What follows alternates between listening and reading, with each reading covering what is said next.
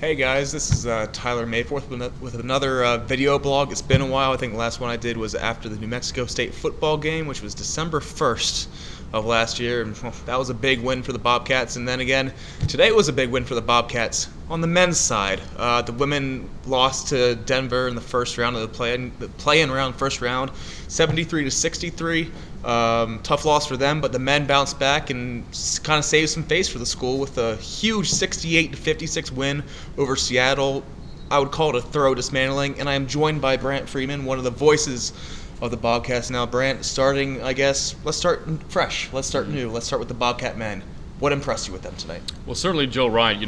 Tonight, Joel putting up 26 points, 7 of 12 shooting, 12 of 14 with the foul line. He was really kind of everything for Texas State. Was very good defensively as well. Made a phenomenal play early in the game where he just literally ripped the ball away from the hands of one of the Seattle players. Trent, who used to play at Washington, so they know a little bit of thing about physicality in the Pac-12. Yeah, certainly so. I mean, the head coach Dollar was an assistant under Lorenzo Romar for 7 years, so certainly the Washington style of basketball applies to Seattle.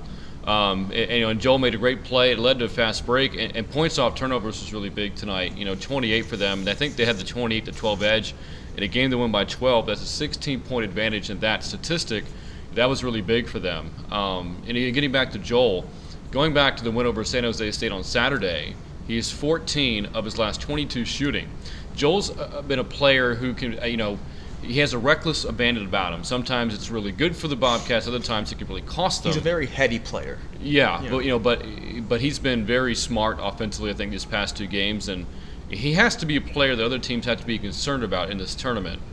Now, you were on the road trip with the Bobcats, the last road trip. You went to Utah State. Yep. You went to San Jose State. Have you noticed a change in mentality for this team coming into the WAC tournament that kind of came out tonight? I mean, was it their physicalness, whatever that word I'm looking for? Right, physicality. How they're more physical with teams. Because I know they were kind of bodied out of the game against Utah State. Spencer Butterfield grabbed 20 rebounds with a broken hip. Right, so, a broken hip and a 6'3" guard. After the game, the coaches were not happy, about that. And no guard, hip healthy or not, should be getting 20 rebounds in a game. And so over the next several days, the practices really emphasized rebounding. Where the coaches would intentionally try to miss the ball at the rim, and the players were fighting each other to get those rebounds, and it's paid off.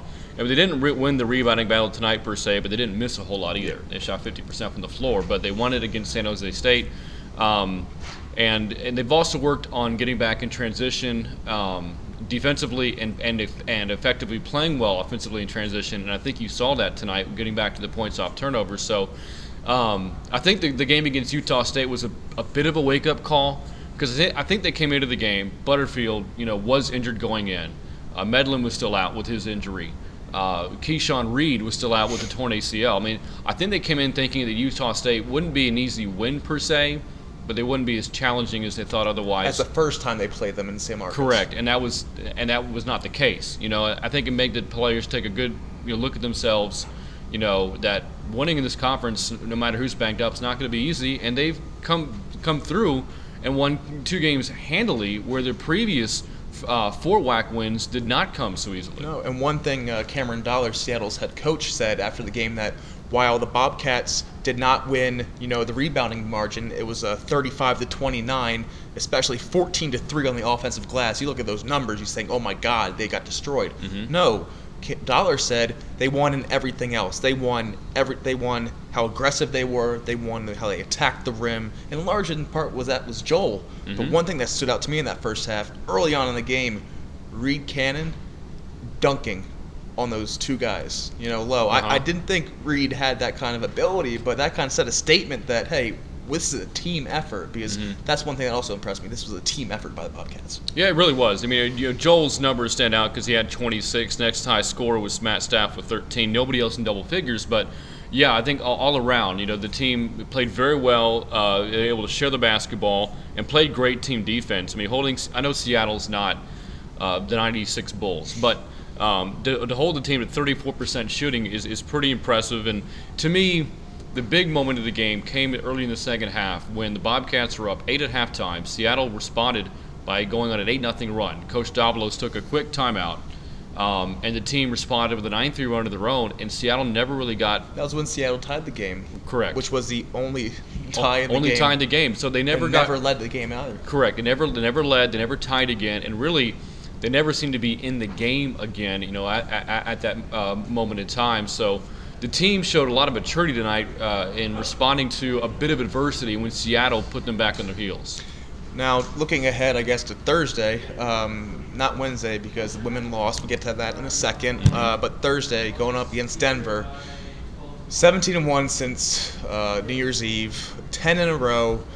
But after the game, Doug said to me, in the post game that, hey, they're 0 and that all doesn't matter. They're nothing and nothing in the conference tournament, which is a big statement because you win, you advance. You're 0-1, you go home. Yep. So what do you think the Bobcats need to do? First off, to beat the Pioneers, and do you think they can beat the Pioneers? Well, Denver is certainly a tough challenge. I mean, they do come in as the hottest team in the tournament, and many feel is the favorite to win the tournament. I mean, they proved it by beating the perceived favorite in Louisiana Tech handily. And to touch on that too, in the last 3 weeks, Denver beat New Mexico State. I'm drawing a blank. Utah State. I mean. Louisiana Tech. They beat the 3 top teams that weren't them. Yeah. So they dismantled UTA by about 29. Yeah, I mean, it's a very disciplined team. They run that Princeton offense, which it makes teams defend for 30 seconds in a 35-second shot clock. They will work and work and work until they get off a good shot. The Bobcats have faced this offense unofficially 3 times this year, twice against Denver and another time at Northwestern. They lost all 3 games. They could have won the Northwestern game, but really against Denver, the Pioneers dominated both games. And so previous history would tell you that this matchup is not farewell for Texas State. But neutral court out here, the Bobcats are feeling pretty confident themselves, having won 2 straight pretty handily. Anything can happen. Liberty was 11-20 going into the Big South tournament, and they won 4 straight. That said, a win over Denver would be quite an upset for Texas State, but the way they played the past couple of games, I wouldn't put anything past them. If the Bobcats win this tournament, they're going to be 14-21, and that would tie the lowest win percentage for a team since 2005 when Michigan reached the conference tournament. But the NCAA tournament, of course they reached their conference tournament since they're not going to get an at-large bid as a 14-21 team. Right. Anyway, let's move on to the Texas State women. Like I said before, tough loss for them.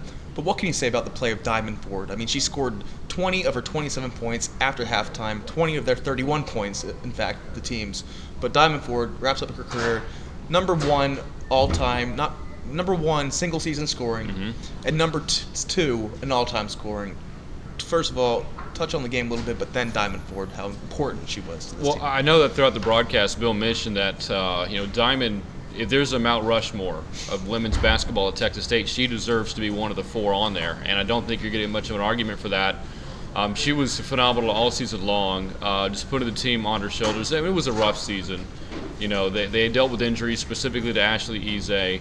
By the end of the year, they only had 8 players really in the rotation, and even then, probably closer to 7. So Ford's being asked to play 38, 39, 40 minutes a game, and she's still able to lead the WAC in scoring, make first team. She goes out there today and scores 27. There was a point of the game where it seemed like Denver was going to pull away, and Diamond brought the Bobcats back into it. Ultimately, I think that maybe the needle hit E on Diamond, and she ran out of gas, and the teammates, couldn't rise to the occasion. But there's a lot of youth out there. Anderson, Peoples, both freshmen, and I think they'll take this experience and learn from it. But Ford played like a player today who thought it might be her final game.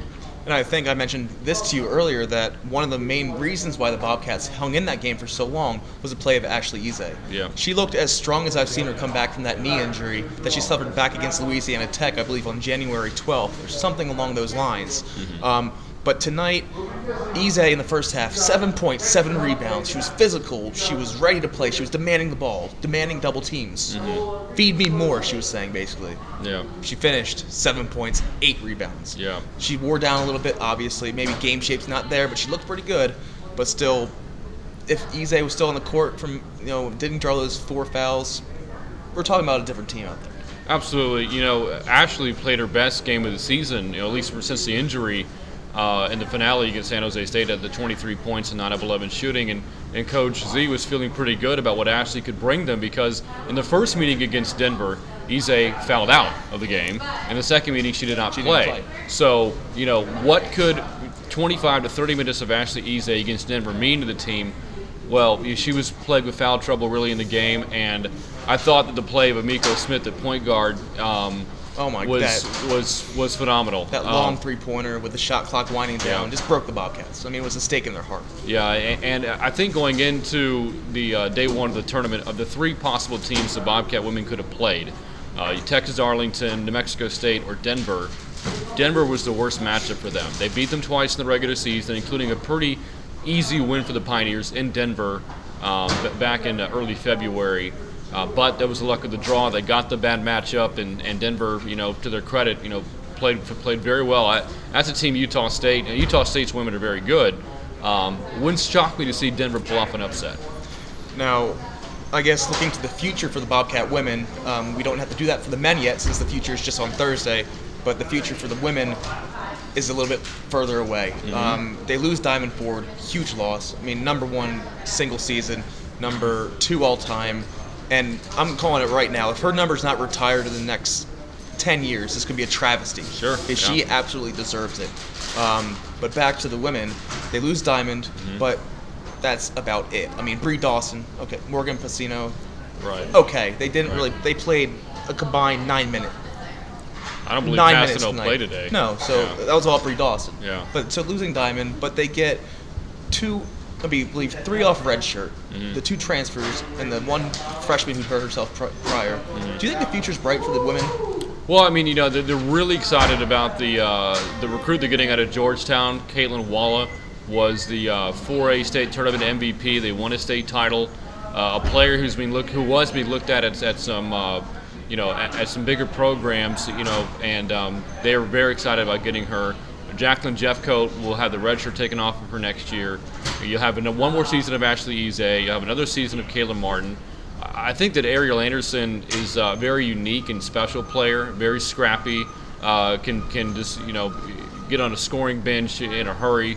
And Erin Peoples, don't forget, absolutely. She is a mismatch as a 6-foot guard in a women's game. Right, and so in fact, when the size comes next season, Coach Antoine has said they can move Peoples from the 4 back to the 3, her more natural position, and she made all freshman team of the WAC this year. So, I mean, as far as all that personnel is concerned, things do look bright, but losing a 20-point per game score and arguably one of the program's top 5 players ever in Diamond Ford, that's a big void to fill. And the Sun Belt Conference women's basketball might be better than the WAC.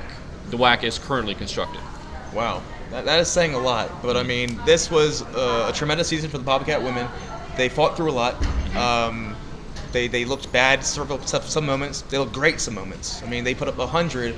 Which, Rob, the SID told me that was the most points they scored against a D1 opponent since 1988. So obviously, this team prided itself on the offense. When the offense struggled, like today in the second half, the team struggled. Yep. But for the Bobcat men, big win tonight, big confidence-boosting win. 2 wins in a row, going against Denver on Thursday at 4:30 Central, 2:30 here in Vegas. Yep. But do you think we're going to see some Lady Luck on their sides again, or do you think? Who knows? I mean, they call. I mean, this sounds so cliche, but they call it March Madness for a reason. It's rare in these conference tournaments that you get to the 1 and 2 by championship day. So I mean, upsets happen along the way, and you just really never know. I mean, Denver deserves a lot of respect, and it's going to take almost perfect basketball for the Bobcats to win that game. But the way they're playing right now, Joe Wright can be a force, and if he can get some help, who knows? We'll see. And that game's on Thursday again, guys. Tyler Mayforth, Brant Freeman. Thanks a lot. Join you next time.